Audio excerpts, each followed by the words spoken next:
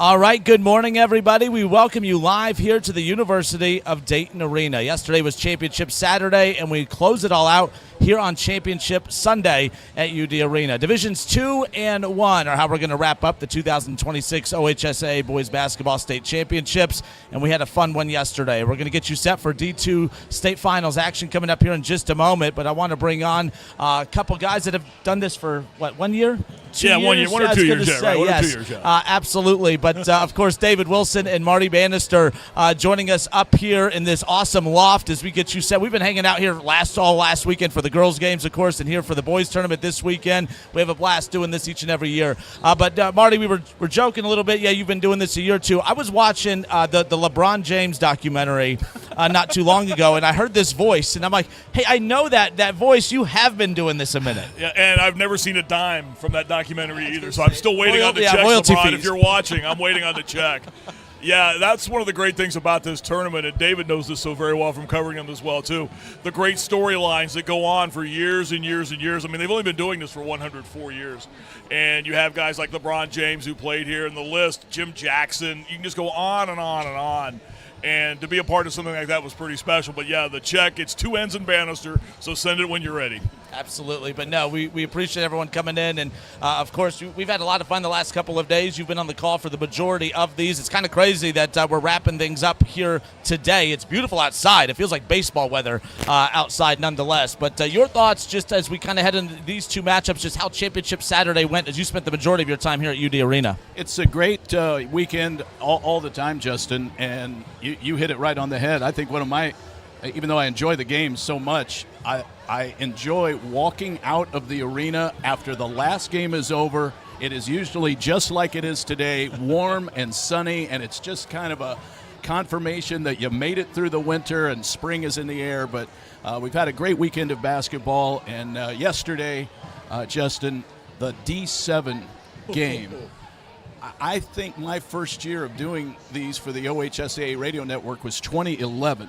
Right. And I think that D7 game yesterday was probably the best atmosphere I've ever been a part of. There were very few empty seats, if any, in the ball game. St. John's ended up winning their first title since 2002. But those small school communities show up in such great numbers, and it was just fantastic for the schools, the programs, the kids, all the fans. I was just glad to be a part of it. Yeah, my favorite thing about those matchups is we always say, well, they're the smaller communities, but they bring the entire community, and I think that was the case. It was obviously the case for Kalida and St. John's yesterday in that D7 final. Yeah, I had the TV call on that one yesterday, and we did some great shots of the arena and how packed the place was. Anybody with the last name Elwer was on the Delphus St. John's bench, it seemed like. But that's the great thing, and David talked about it, the family atmospheres of these small communities, that old line, what is it, the last one out, turn out the lights. Well, that was pretty much the atmosphere here yesterday. Kalida had the same thing with the Steck Schultes, the head coach, Ryan, his son Paul, huge parts of that team. But that's really what makes, I think, this tournament special. Last week in the girls' state tournament, there were 4 teams that were undefeated heading into the state final, and 3 of those 4 all lost in that state final. That's what also made what St. John's did yesterday, so impressive as well. And just as a side note, those 3 teams that lost last week, I called all their games. Just keep that in mind. So that old announcer's jinx was in full form last week. But you're right, to run the table, and you can take this to Miami if you want to, all the chatter about them this year. I don't care how this goes. You can only beat whoever shows up to play you that day. And that's what Delphus St. John's did, an impressive basketball team. Yeah, they tipped off the season against one another, and they capped off the season against one another. Full circle season for St. John's nonetheless. But, final thoughts on that D7 final, again, just as we close out before we move on to Division 6 from last night. Well, I know, David, you had the radio call that yesterday. It was a great basketball game. You see a guy like Cameron Elwer, who served as a ball boy at age 6, maybe earlier. I think he was 1 when his dad took the head coaching job. So he's grown up wanting to be in that program, wanting to be a varsity basketball player. He ends up 6th all-time in scoring in OHSAA history. Right ahead of him, Jay Burson. He's in the upper echelon of players who have ever played here. We had a chance to see him yesterday. He led his team to a championship. And, I hand it to Kalida. They never got completely blown away in that game. They withstood the kill shot. They stayed in arm's length. But St. John's they made it enough plays to take the hardware back to Delphus, and it was just a joyous day for that community. Absolutely. Again, that final, probably one of the best atmospheres that we've experienced at a state final in quite some time, but one of the better games that I've attended in the state final in quite some time, and we've got a couple of good ones at Trotwood. We'll talk D3 in a moment, but Division 6 last night, Berlin Highland, and of course Marion Local, double overtime. I mean, just so many big shots. Berlin Highland came in as one of the best defensive teams in the state, regardless of division. I mean, I think on 10 different occasions they gave up 30 or less, and it seemed like it was trending in that direction to make it number 11 before the scoring really picked up late and obviously into overtime. To Marion Local's credit, as good as Berlin Highland is, I thought that was probably one of the more evenly matched finals I think we've seen all weekend. Well, and when you look at those two teams, I mean, when you hear the term pedigree programs in this state, in any sport just about, that winning mentality feeds through all those programs, and certainly for Berlin Highland and Marion Local. I mean, we jokingly refer to them on some of the broadcasts we've done in the past as the frequent flyers because they're always here. It doesn't matter what sport they're playing for a state championship, but they both rely on their defenses because, let's face it, they may not have the athletic talent that Divisions 3, 2, 1, or even Lutheran East has, but so they have to really be strong on that end of the floor. David, I know you saw it as well, too. That was their strengths last night. You know, you go into these games, I don't have a rooting interest in either team, but you had to feel for Marion Local. I know that Braden Mesher was playing that game as he did last year in the state final with a heavy heart. Right. I know he wanted to win that state championship in honor of his brother. I called the 2018 championship when Tyler Mesher hit 2 free throws in double overtime to beat Cornerstone Christian, and obviously that's a tough story. So I was kind of, in a way pulling for them, but Highland obviously their reputation precedes them.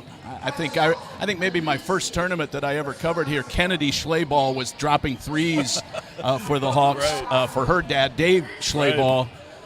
Mark, of course, Dave's brother, the head coach of the boys team. But you hit it on the head, Justin. Just stifling defense. They did not let up for a second. Marion Local did not have a minute's peace in that game. But you go to double overtime in the state championship game. In my opinion, no losers in that game, but a great showing for Highland. And I don't think you could have had a better state championship game than we had last night.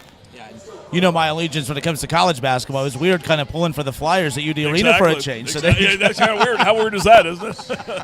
No, but Marty Bannister, David Wilson, Justin Kinner with you here. It's our OHSAA State Championship State Final pregame preview, and we'll get to D2 and D1 in a moment. We closed it out. We're closing it out with what we tipped everything off with yesterday out of D5.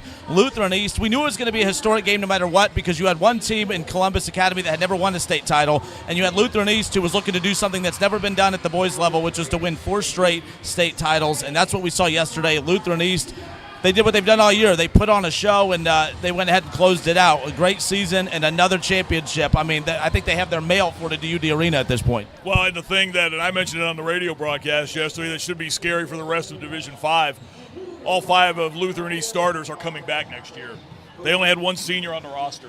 And they're just a tremendously talented basketball team. And Academy head coach Jeff Warsler, I think, made a very good point when we interviewed him going off the floor at the half. He said, hey, we're playing a team that has 5 Division I college players on it. He goes, that's what we're trying to beat today. And we have to be perfect to win this game. And they weren't because of what Lutheran East did to them.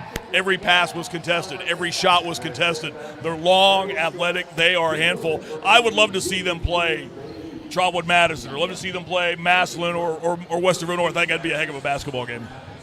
Yeah, I think it kind of opens up the can of worms, but I think every year we walk away saying, boy, wouldn't it be great to see if St. John's could compete with Massillon? I'm sure they could, but you wish you could just see how the divisions would match up because you have such great talent 1 through 7. All right, well, gentlemen, I appreciate you guys have worked hard all last weekend, all this weekend. I appreciate you guys took time to make it up here, all the way up these steps to get your morning workout in. But David Wilson, Marty Bannister, awesome enough to give us some time, but we're not done yet. We now turn our attention towards D2 and D1 as we close out the 2026 OHSAA Boys Basketball State Championships here at the University of Dayton Arena. We'll have Candace Allen and the coach, Coach Howard, when we come back as our pregame preview continues.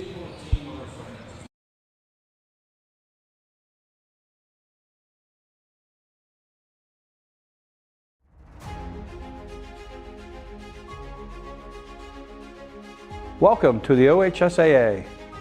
Every day we work too. Take the regulations on these pages and to apply them to real-life situations. To serve our member schools. And our officials. And to run the best state tournaments in the country. It's our mission. To serve our member schools. And enrich interscholastic opportunities for students.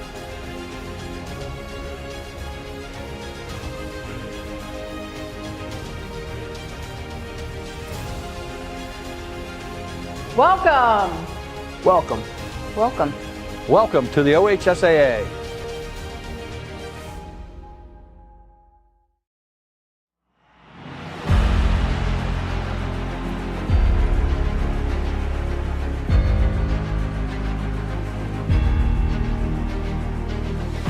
This game is for the kids.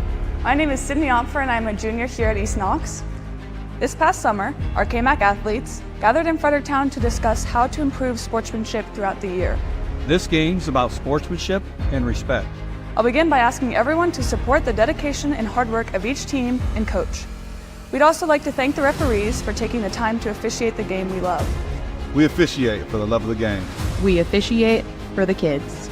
Fans, we ask you to please be kind and respectful so that we can continue competing. Thank you for your time and support, and good luck to both teams. Let's make this a fun experience for everyone here. Respect the game. Do me a favor, respect the game.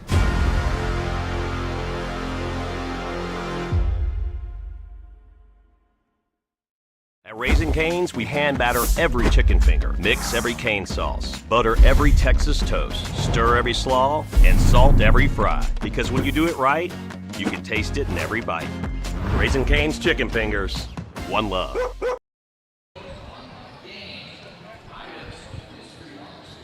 All right, we welcome you back. University of Dayton Arena, our 2026 OHSAA Boys Basketball State Final Preview program continues. Appreciate David Wilson and Marty Bannister for tipping things off as we recap action from some of the games here at UD Arena yesterday. But we continue on as we close out the state tournament here today as we crown champions out of Division II and Division I. Candace Allen and the coach, Coach Howard, giving us some time here this morning. You got to spend a lot of time at Wright State University's Nutter Center for a lot of the great action that's been going on over there. This state tournament's been a lot of fun, great games, whether it's at the Nutter Center, whether it's at UD Arena. You got a chance to see a lot of big games yesterday, and two of those teams we're going to see in action today. Four of those teams, I should say. Yes, I did. I actually, and both games were really, really great games down to the wire. And I'll tell you what I love about these teams that's about to play is they both come at you. They don't stop. Now, Westerville North is a battle-tested team that's very experienced. They've got guys that know each other very, very well.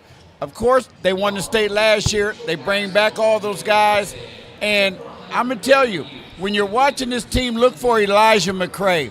He's a lights-out shooter, player of the year in his conference. They've got talent, and they come at you in waves. When I saw Madison, Washington yesterday for the second time, they're football players. They're from a football program that's one of the best in the country. They're tough, physical, and they're very aggressive. And I look for this to be a very, very good game. When you look at, again, for how they got here, just talk about the matchup that they had over at the Nutter Center. They punched their ticket to get here, of course. Obviously, you grind all regular season. You throughout the tournament run, you get to the semifinals. Nice to have the semifinals and finals all back in the same weekend as well. I agree with that, too. I mean, last year it was what it was. I think that they do a great job at what they do. You can't complain about it. A lot of people don't like the 7 divisions. I don't have a problem with it because I believe that I'd like to see the little guy with an opportunity to win the state. Look at what happened yesterday over here. I wasn't here, but I heard about it. You told me about it along with other people. Now, what would have happened if there was still only 4 divisions? Would they have a chance to be here? Who knows?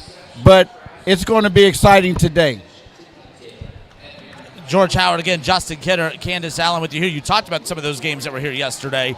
I know we talked about it to open up, but I think we had one of the best atmospheres of the state tournament since moving it to Dayton yesterday out of Division 7. Yeah. And honestly, one of the best games that I can remember watching in a while out of D6 last night with Marion Local and Berlin Highland. It was electric here at UD Arena yesterday. And then a historic performance yesterday from Lutheran East. No boys team in the history of the OHSAA Boys State Tournament in 104 years has won 4 straight state championships. Yeah. It was a fun day yesterday here at UD Arena. Yeah, Lutheran East is the one team that beat Westerville North this year. So I'm going to ask you, what can they take from facing a team like that who's won 4 straight state championships? Their only loss comes from a defending state champion, Westerville North. As far as who? Westerville North. Their only loss this year is from Lutheran East, who won 4 straight state titles. Yeah, see, I was at the game. So I don't think they can take anything from that. I think that they moved on from that loss, which was their only loss of the year. Yeah. They've grown since that loss, and I think that now they're at a whole different level. Their mindset is different. The way they play is different. They know this is going to be a tough game. They know this will probably be the toughest game other than that game that they played all year.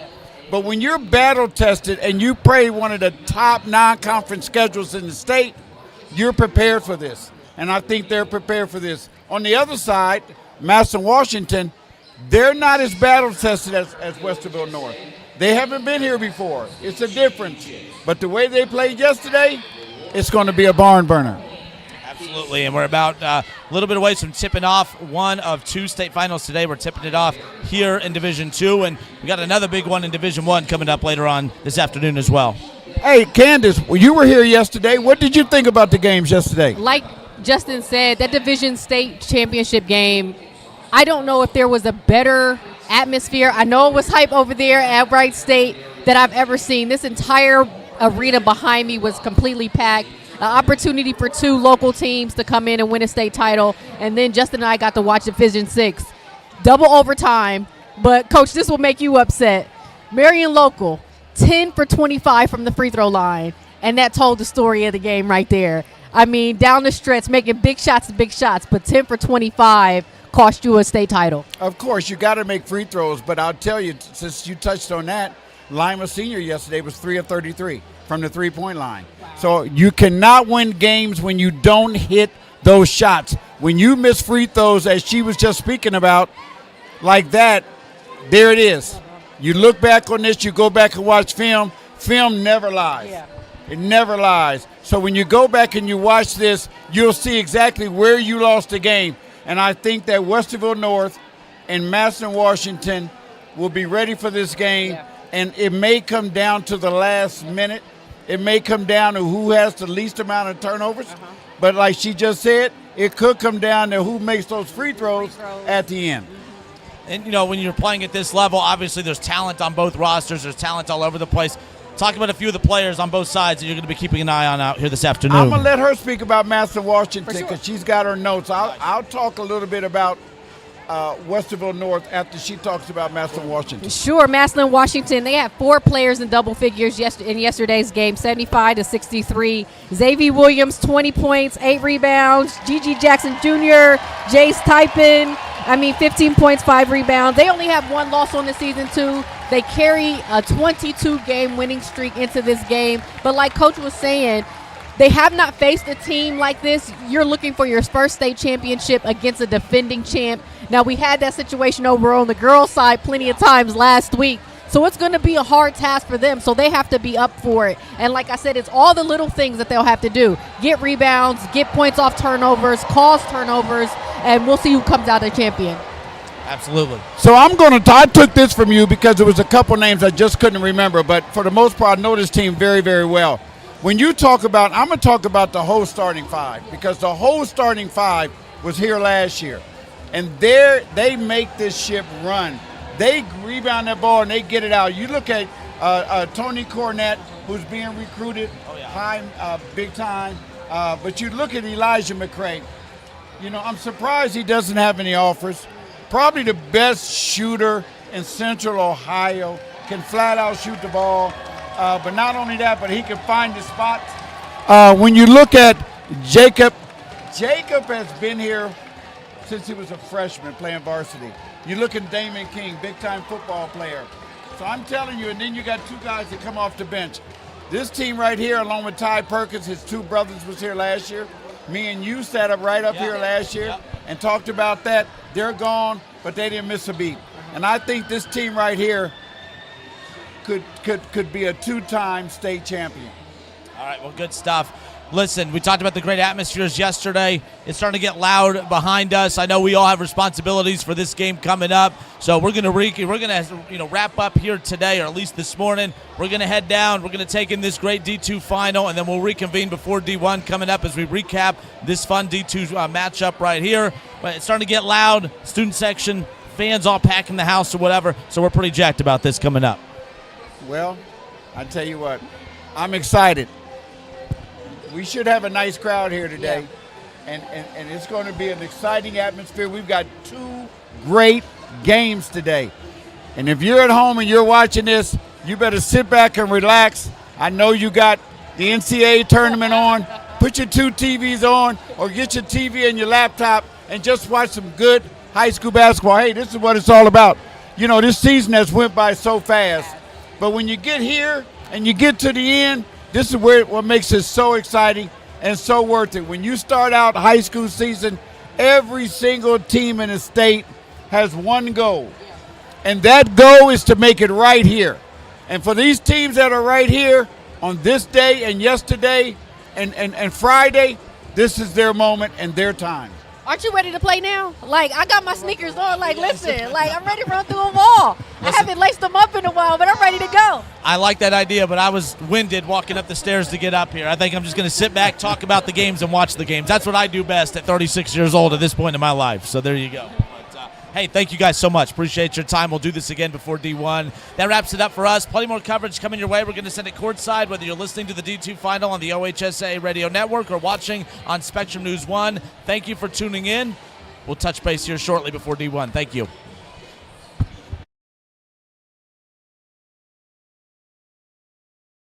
Welcome to Canton, Ohio, the birthplace of football, also home to the Pro Football Hall of Fame and the OHSAA Football Championships. We're here today as the NFL Flag Championships are currently taking place, and there are hundreds of teams participating, also some participants from Ohio.